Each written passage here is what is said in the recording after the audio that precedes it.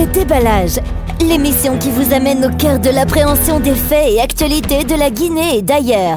Du lundi au jeudi, suivez la Team Choc pour des analyses, des décryptages et des commentaires hors pair. Ici, on parle sans détour et on décante le vrai du faux. Le déballage, c'est sans langue de bois sur Happy Media, disponible sur Star Times, TNT, Canal 104 et sur tous nos canaux synchronisés. Bonjour à tous et merci de préférer Happy Media. Bienvenue dans votre émission Le Déballage. Le rap, comme tout autre genre musical, a un parcours qui se dessine au fil du temps et à travers la plume et les œuvres de ses acteurs. Aujourd'hui en Guinée, ce mouvement est mené par une génération dite nouvelle qui depuis un moment égaye le public mélomane. Nombreux sont les MC de cette vague de rappeurs qui se réclament le roi du game. Alors ce matin, nous posons le débat dans cette émission. Qui est le véritable king de la nouvelle génération de rap en Guinée? Pour ce faire, nous recevrons comme invité dans cette émission Wada du Game. Il est artiste rappeur et l'un des ténors de cette nouvelle génération de rappeurs guinéens.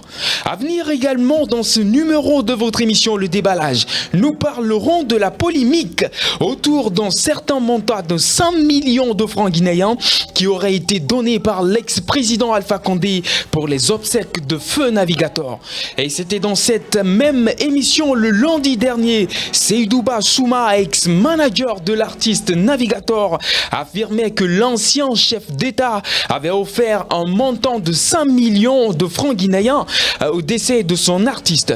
Cette information a été plus tard démentie par Ahmed de Paris qui, à travers un post sur sa page officielle, a indiqué qu'il s'agirait plutôt d'un montant de 40 millions de francs guinéens. Nous recevrons Ahmed de Paris et nous l'aurons plutôt au bout du fil dans cette émission. Vous nous suivez sur le bouquet Star Times au canal 104 et sur tous nos réseaux synchronisés. Soyez les bienvenus dans votre émission Le Déballage. Le déballage, l'émission qui vous amène au cœur de l'appréhension des faits et actualités de la Guinée et d'ailleurs. Du lundi au jeudi, suivez la Team Choc pour des analyses, des décryptages et des commentaires hors pair. Ici, on parle sans détour et on décante le vrai du faux. Le déballage, c'est sans langue de bois sur Happy Media, disponible sur Star Times, TNT, Canal 104 et sur tous nos canaux synchronisés. Jour renouvelé à vous, en espérant qu'aujourd'hui soit un beau jour chez vous. Et oui, bienvenue dans votre émission Le Déballage. Ce matin, comme d'ailleurs toutes les fois où nous tenons cette émission, je suis avec mes chroniqueurs de valeur. Bonjour Sibi. Oui, et bonjour à tous. Bonjour Traoré. Bonjour Kaba et bonjour à nos milliers de téléspectateurs. Bonjour Camara. Oui, bonjour Kaba. Ça va, la fête, ça s'est bien passé? Oui, très bien passé, comme tu peux le constater. D'accord, on a quitté la période du Ramadan qui a été clôturée par la fête de Ramadan. Et j'espère que vous avez mangé beaucoup de viande chez vous. On peut le dire comme ça. D'accord, bien. On parle ce matin de rap guinéen. Et surtout, de cette nouvelle génération de rappeurs guinéens. Et je sais qu'il y a quelque chose certainement à savoir, parce que le rap, c'est un genre musical comme d'ailleurs tous les autres genres. Et je sais que tout genre musical a un parcours.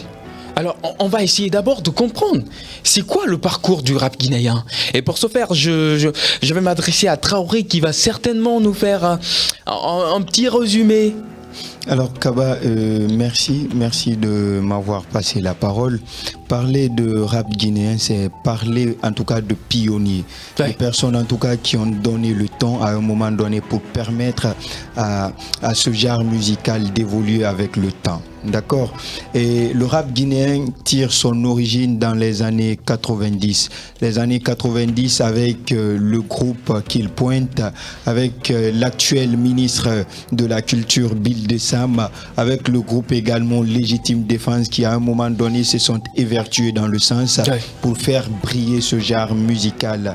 Alors le groupe Kill Point est un groupe qui est créé en 1989, un groupe qui est composé de Aizeko et Amadou Barry qui ont décidé à un moment donné de former ce groupe-là sous l'accompagnement bien entendu de celui qu'on appelle Mousby et de Québec qui ont décidé en tout cas de dénoncer à travers quelque chose et ils ont trouvé que le rap était utile. Le dit-on, le rap est une musique engagé parce qu'on a besoin à un moment donné de dénoncer les mots qui assaillent notre société. Alors on a eu Kill Point dans ce cadre-là, dans ce ordre d'idées qui se sont exprimés à travers nos dialectes, le soussou, le malinké, pourquoi pas, et le poulard et tout, et sans compter le français à travers lesquels ils passaient leur message. On a vu en 1996 l'arrivée également de Bill de Sam qui a été en tout cas un accompagnant de ce genre musical, pas des moindres, parce que il va bouleverser, il va donner de l'engouement, il va susciter des réactions au niveau de cette jeunesse à un moment donné qui était perdue. Donc il va être la voix, le porte-flambeau de cette jeunesse-là à travers les mots dont cette jeunesse vivait à l'époque. Donc on aura 1996 également Bill de Sam qui va sortir son premier titre qui va cristalliser l'engouement au niveau de la jeunesse. On aura après 1996 l'album Sogolon qui dénonce les difficultés de la basse-côte. Il faut le dire, il appelle déjà sa musique Yankadi Dance, il appelle également sa musique Mandengo style. C'était cette forme de musique qu'il clamait tout haut. Après on va voir la création du groupe Légitime Défense à 1995 qui vont non seulement impacter la Guinée mais à un moment donné qui vont influencer même la sous-région, pratiquement toute l'Afrique de l'Ouest à travers des festivals, à travers des scènes qu'ils vont assister et tout. Il faut dire que ces gens-là, ils ont donné le ton au rap guinéen. Ils ont permis aux Guinéens de comprendre en tout cas ce flux-là qui vaguait à l'international parce que le rap également à ces moments était en vogue, était en vogue parce qu'à l'international on n'écoutait que ça parce qu'il y avait des dénonciations à faire et les artistes l'utilisaient pour pouvoir s'affirmer. Ça va créer en tout cas une explosion de rappeurs et après on va voir des talents comme Gandalf Fouli, on va voir des talents comme Pap Soul, on va voir des talents comme Raisonnable Gelly, des talents plutôt comme Feu Ahmed Chanana. On va également assister à la présence des gens comme le collectif de Saga Hip Hop qui à un moment donné ont brillé à travers leur musique, sans compter le groupe Silatigi, également avec les rappeurs comme Méthodique, également Mass ou encore Deggy Forstry qui étaient et en tout cas des pionniers de ce genre-là. Après ça, il y aura une autre génération qui va venir. On va voir les Master Guy, on va voir les Sembedeke, à un moment donné, qui vont donner quand même le ton et qui vont être des fervents dénonciateurs. Après cette période-là, on va voir une affirmation d'un certain type de rappeurs comme les Kekson qui fait partie de cette partie transitoire de rappeurs en 2009 parce qu'après cette génération-là, le rap va connaître un certain silence. C'est vrai que les Deggy Forstry, les Master Guy étaient un peu comme les Benjamin, mais après une petite forme de dénonciation, ils vont se calmer. Et Kekson va réveiller le rap en 2009 à travers son album Conakry qui va venir avec un flow de malade. Et après 2 albums de Kekson, on va assister quand même à la révélation de Gianni Alpha qui va venir avec son album Give for Life qui dit bien entendu vous allez comprendre que les autres ne font pas du rap. Ça c'est pour dire que chacun avait besoin de s'affirmer, chacun avait besoin de marquer sa présence à travers un style particulier. Gianni Alpha 10 ans de carrière, Albert Kekson plus de 13 ans de carrière. Le rap va trouver ce processus là, mais après tenez-vous bien, le rap va connaître son envol en Guinée à l'orée 2017-2018 avec le groupe Nyamakala qui va venir avec un style on dort pas dans Taco. On dort pas dans Taco, mais après ça on va voir qu'il n'y avait plus de Rémo parce qu'après le rap, tenez-vous bien, est une musique qui est chantée chez nous en français et généralement les gens ne considèrent pas trop ce style-là. Mais on verra après l'arrivée de MC Fresh. MC Fresh, tenez-vous bien, qui va être quand même un passage de renouveau. Pour l'évolution du rap guinéen. On va connaître le rap en soussou et après si certains se disaient bon il fallait utiliser les baouais, il fallait utiliser les jargons français pour pouvoir s'exprimer, il va dire oui, le rap est bien possible en soussou, le rap est bien possible dans nos langues et on va avoir des vagues de rappeurs qui vont suivre cette tendance là et aujourd'hui on voit que le rap c'est en soussou, c'est dans nos langues, c'est à travers la langue du Fouta, du Mandingue et tant d'autres. Donc aujourd'hui il y a plusieurs rappeurs qu'on appelle rappeurs de la nouvelle génération. C'était entre autres la trajectoire du rap en Guinée. Bien. C'était entre autres la trajectoire du rap en Guinée, de qui il pointe jusqu'aujourd'hui. On se retrouve avec des rappeurs comme MC Fresh, Striker, pourquoi pas Wada du Game, Third de Nyamakala ou peut-être OFK des Dépotoirs. Et il faut dire que tout ceci aujourd'hui forme la crème de cette nouvelle génération de rappeurs. Et Ousmane, déjà on a suivi le parcours du rap guinéen et on est aujourd'hui avec une génération dite nouvelle.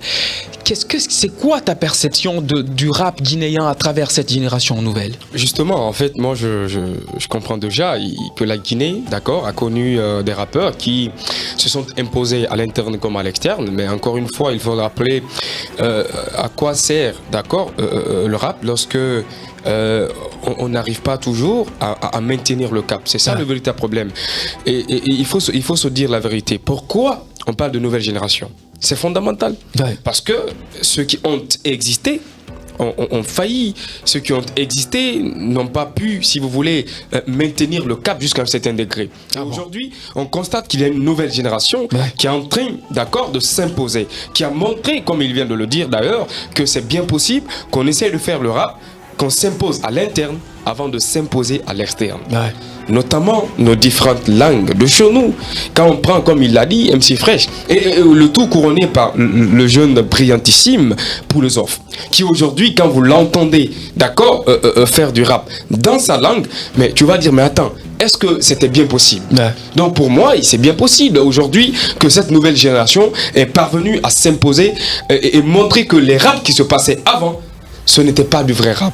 Non, mais Ousmane, il faut respecter les aînés quand même. Quel qu'en soit le respect qu'on accorde, d'accord, aux aînés, est-ce que ces aînés-là ont pu montrer la véritable image de la Guinée? Oui, mais il y a des aînés qui chantaient en poulard, qui chantaient en soussou, le rap guinéen. Mais quel a eu l'impact? Oui, mais Yolike, par exemple, il le faisait bien en poulard. Écoutez, mais quel a eu l'impact? Prenez l'exemple aujourd'hui.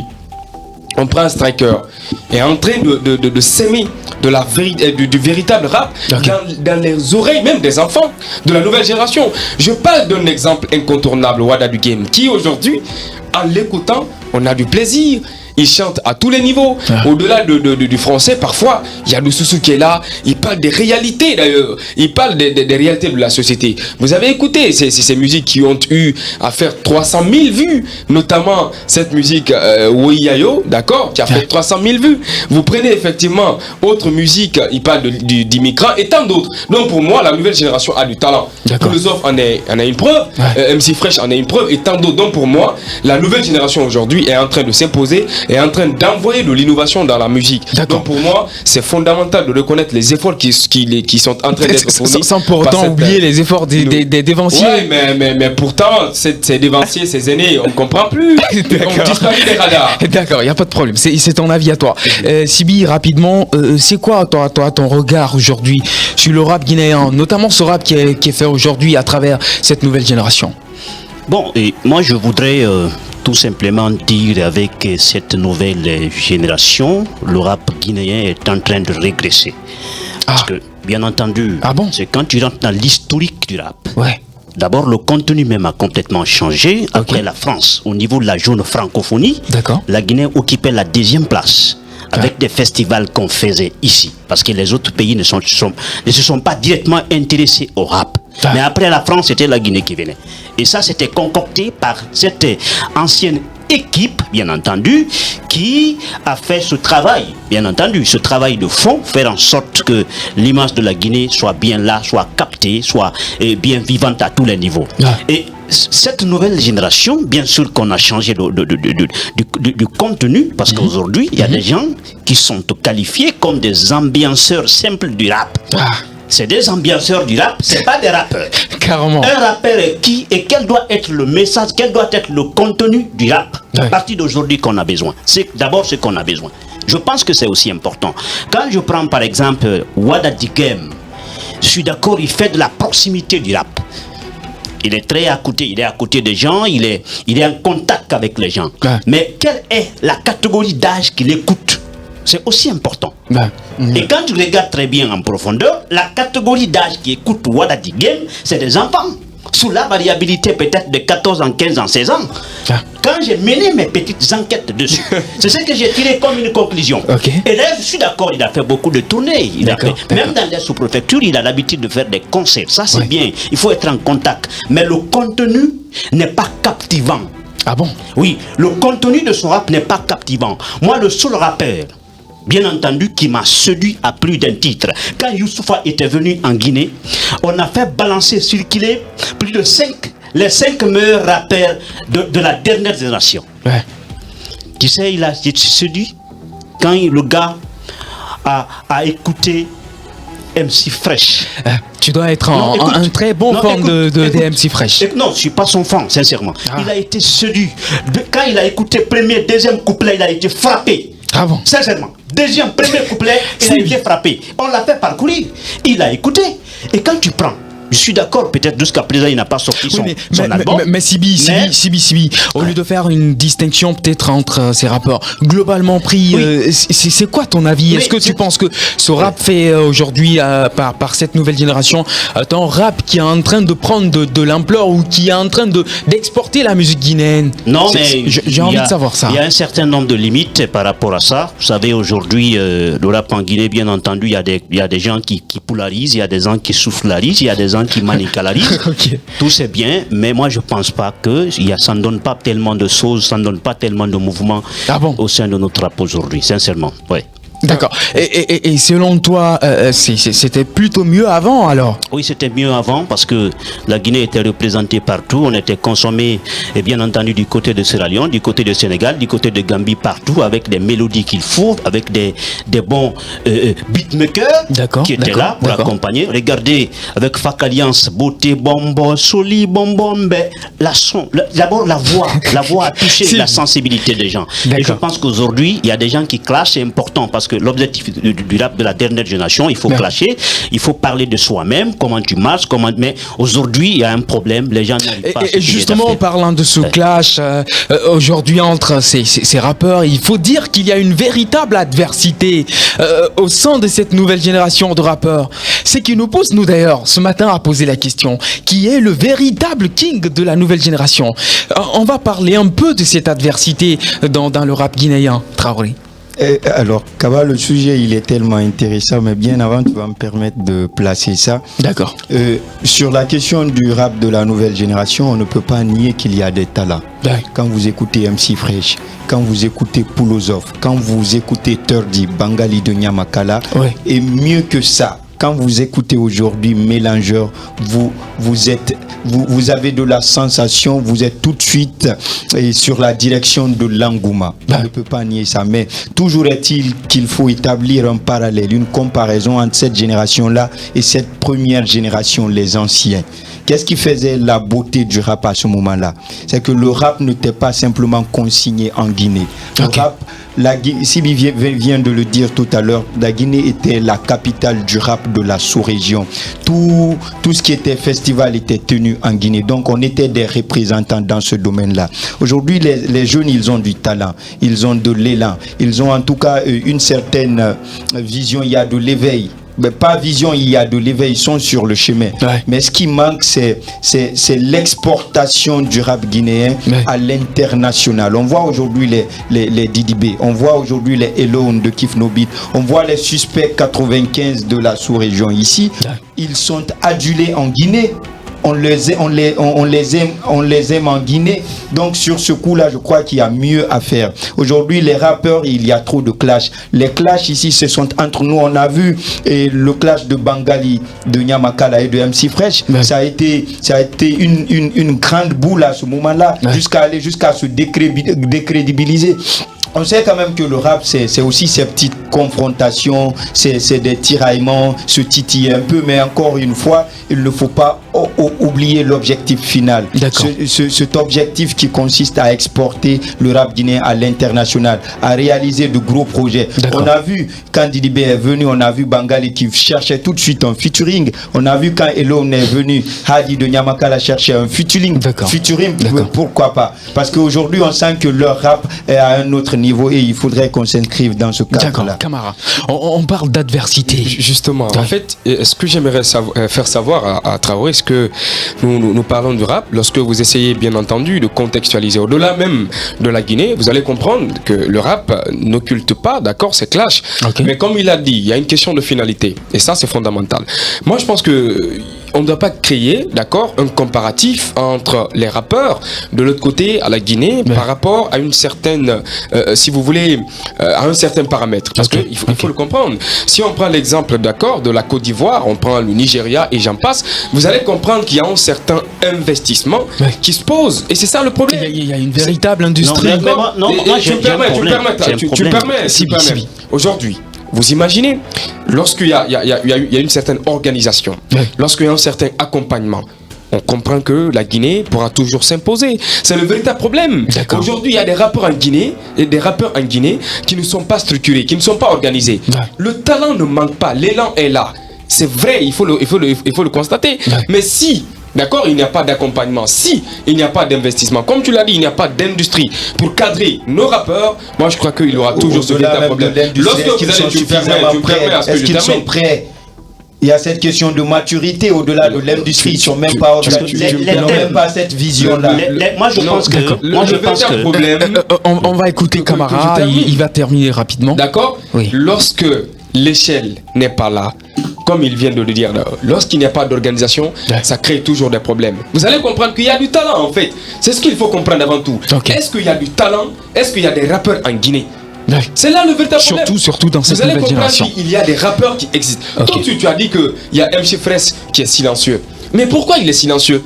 C'est ça le véritable problème. Donc ça veut dire qu'il a confirmé. Sibi dit carrément que lorsque Youssoupha est venu, en tout cas c'est une figure emblématique du rap, si vous voulez, il a confirmé le talent du jeune. Mais pourquoi actuellement il y a le silence? Si ces questions-là sont posées, moi je crois que lorsqu'on les affronte, il y aura de véritables réponses. Moi, de façon générale, parce que nous parlons d'un sujet très important. Il s'agit du rap guinéen. À travers tout ça, où se trouve le rap féminin aujourd'hui? C'est important de préciser. C'est important parce que c'est un point très important. Avec Sista Lessa, je pense, bien entendu, la plus vieille rappeuse de la Guinée, qui continue toujours. Bien entendu, qui continue à combattre, à se boxer. Mais quand j'ai approché, j'ai consulté des gens, j'ai mené quelques enquêtes.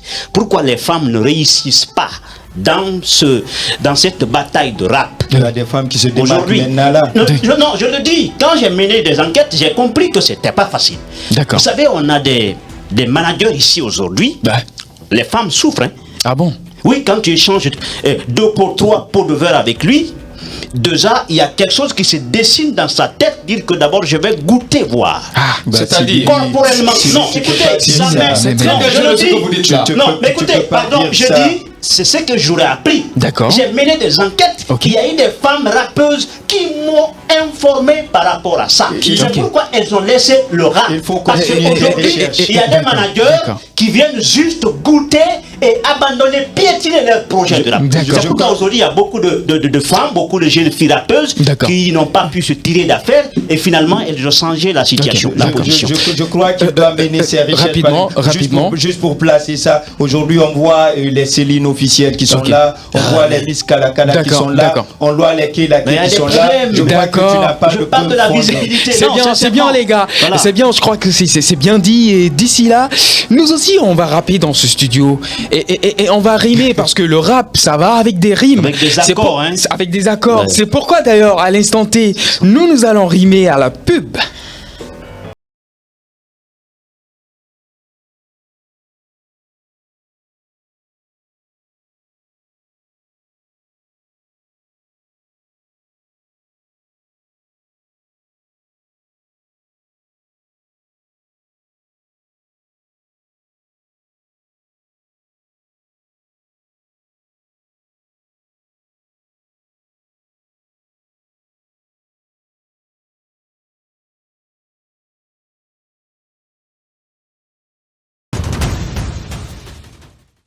Voici pour moi le plus beau chantier du monde, la Guinée. Chaque jour, des bâtiments, des routes, des écoles se construisent ici, là ou là. Depuis 20 ans, Guicopress participe à ce développement. De la conception à la réalisation, Guicopress innove et Guicopress embauche. Avec plus de 1000 salariés en Afrique de l'Ouest, Guicopress est devenu un acteur majeur du développement dans la sous-région. Oui, naître, grandir et réussir en Guinée, c'est possible. Fishkilla, le maître Hitman sur Happy TV. Et si tu aimes l'artiste, envoie Hit Kankira sur notre page Facebook Happy TV Guinée pour tenter de gagner un cadeau de la part de ta star.